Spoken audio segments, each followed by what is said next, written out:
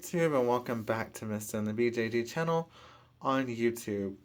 So I'm not gonna lie, I tried like hell to find another really long, um, like black and white, grayish area of the BJD hobby, and I did find one, and it's one that's not even really talked about, and it was interesting to find because I didn't think I was gonna find anything. That's what I'm trying to tell you. I thought, wow, I'm not gonna find anything, and that literal video talking about the confession blogs is gonna be the only good thing I've done because I don't know what else to talk about for this next wine time talk. Um, so this is Roku. It says it's a Riesling from Monterey County, 2015. Oh, it has a little Japanese proverbs. Persistence is the twin sister of excellence. One is a matter of quality, the other matter of time. That's kind of cool and true, actually. Semi-sweet, pear, citrus, peach, white flower. I hope that white flower is elderflower, but I'm not sure. Um, Pairing sushi, tempura, Chinese chicken salad. Spicy. Well, we don't have any of those things. Although, God, I would love some sushi right now, but whatever. Anyway, all right. So today we're talking about treating your artist like a person. This I have seen nowhere. I've seen videos about confession blogs. I've seen videos about recasts. More than a dozen. I've seen videos about money in the hobby. I've seen videos about reselling. I've seen videos about spirits and possessions, which you've covered on this channel before. And I've seen people like do Snapchats or Twitter videos talking about, I'm a person, respect me, but nothing where they're actually going into detail. So I think that's what we're going to do on this video today. I'm going to try to keep it under 15 minutes. No guarantees on that. All right. So before we do that, I gotta open this bucket.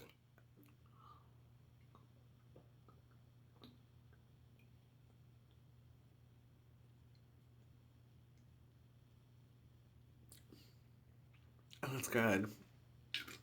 Kind of tastes like a kind of tastes like honeysuckle. That's actually pretty good. I usually don't like yellowish colors. All right, so what does that mean, respect your artist? Well, let me tell you that I know some artists personally, and they are at their wits' end with customers because the customer is so demanding. And what I mean by demanding, they'll ask them about their face up every hour. Every hour. Who has time to ask their artist every hour for an update? I mean, who does that? I don't know anybody who can do that. It's just weird because I wouldn't be able to do that. I just think it's kind of interesting because I would never do that to my artist. I would never ask them for an update every hour. I mean, this is the person that you're dealing with. You don't ask them for an update every single hour on the hour. I think it's rude and polite and basically this has been going on for a while apparently because I have seen so many artists talk about how they can only do so many commissions and how they can pick and choose who. And I think the reason why is because the last commission they had was so terrible. Now, I understand, and I'm gonna rewind. This is your doll. You paid money for it. You want to know what's going on with it. Well, nothing gets done overnight. And as you guys can see and look around here, my dolls aren't even here. I give my artist the necessary time to create what I think will be a masterpiece. What I think will be beautiful, phenomenal, amazing, one of a kind, beautiful, I already said beautiful. And you can't get that if you rush somebody. Imagine imagine your job. Imagine being in a cafe as a server and they're asking you for this, this, and this. They're drinking their water in 2 seconds and wanting a refill, or they want to add on to this, or change this, or didn't like that, or wanted this sauce, or wanted this on the side. There's so much information being exchanged, and I think that's okay. I think you can be as specific as you want with your doll artist. That's great, but you shouldn't try to control them, or try to make them feel like they're being controlled, or make them feel like they have to go above and beyond for you when they already might be doing that. Example, I've done it before. Um, my artist was working on something and I did just like this other person. I kept asking them for updates literally every day.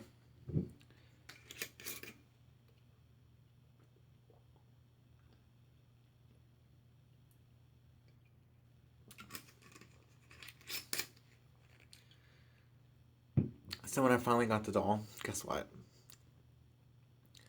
It was amazing. It took forever, but it was so beautiful. And I was so inspired. And I felt like it was a part of me. And I felt like, you know, it's worth every penny. It's worth so much. And she would tell me, yeah, I'm working on it. I got it. I got it. I got it. Um, and that's not even it. There would be extras sometimes. She would include cards or sayings or quotes about feeling better and feeling better about yourself.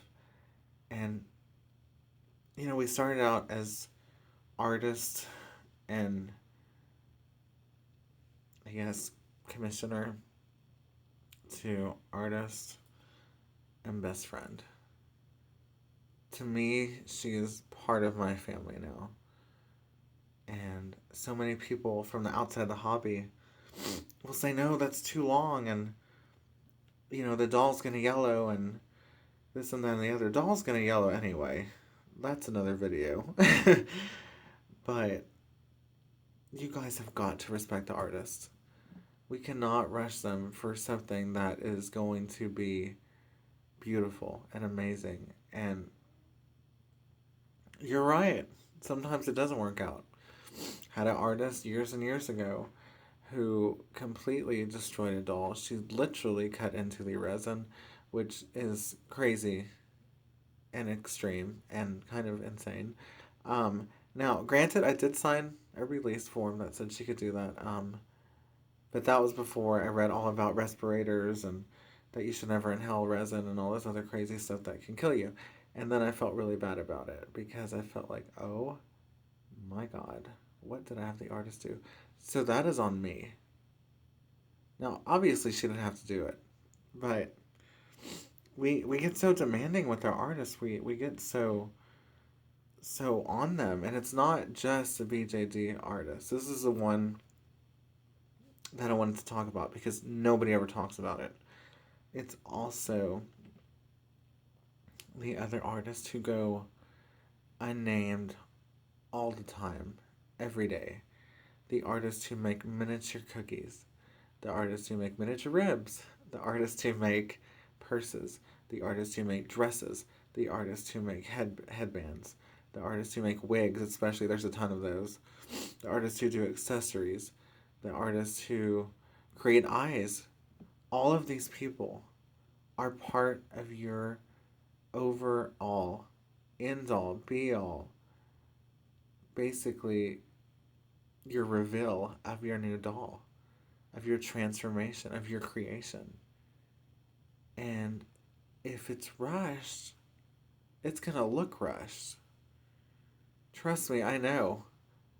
Like I said with my artist, one of these dolls I was just wanting it so bad because I have anxiety, and I just rushed her to finish it.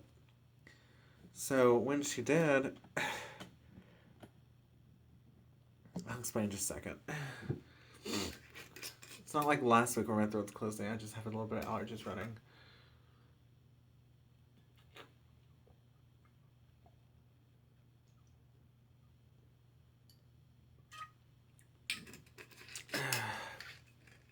So when she did, and I compared it to the doll that took longer versus one that took shorter,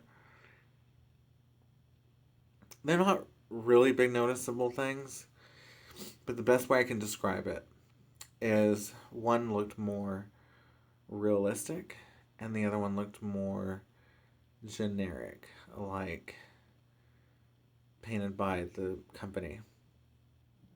And I can't be mad if I give somebody an artist, if I give an artist a deadline and they don't meet it, they're gonna just throw it together. Now, I'm not saying you should wait 6 months, a whole year, whatever. I mean, you have to wait that long, just get the doll, right?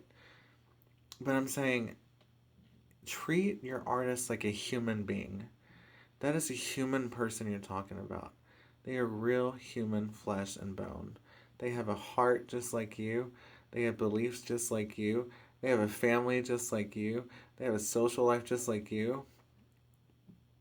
And when you just treat them so demanding or so quick or so quaint or so, um, you know, and again, I understand it's your doll, but they're a person, they're doing a service for you. If you really want it back that badly, then you shouldn't commission this person if you know it's going to be this long. And just ask for it back at that point. I mean, there's no point, but it's like anything else. If you want something beautiful and custom and unique and wonderful, it's going to take time. Unless it's something you can order and it comes that way, that is amazing. That's great. That's awesome. That's rare. But unless it comes that way, which all dolls don't, if you order them blank and have an artist do it, it's going to take time. And again, we're not just talking about the face-up artist. We are talking about the clothes artist, the wig artist, the eye artist, the shoe artist, the stockings artist, the arm warmers artist, the leg warmers artist, the socks artist, the undergarment artist, the cape artist, and of course my favorite, the food artist. And that didn't even name them all. There's other ones as well.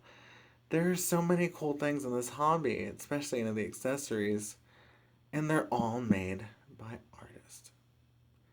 Every single one is a creation that started by a thought to make another person happy. They want to be a part of your journey and they want to provide you a really good service. So, your best bet to get that is to treat them like the beautiful person they are.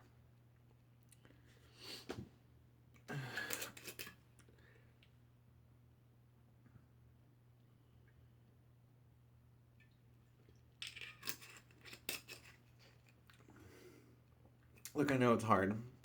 Like I said before, I get anxious. A lot of people in this hobby get mad when I say people in the hobby get anxious, but I know you guys do as well. Take that anxiety and write down how you feel and throw it away. Because as soon as you get that doll, it'll all go away. A lot of times people make the mistake of ordering another doll while they're having one worked on. Now, if you're financially able to do it, that's awesome. But don't do it just because you're waiting on the one that's out. Because I've done this before myself. And then when I got the one that's out, and I was in literal tears. And I do actually have exciting news. I actually do have a box opening coming out for you guys.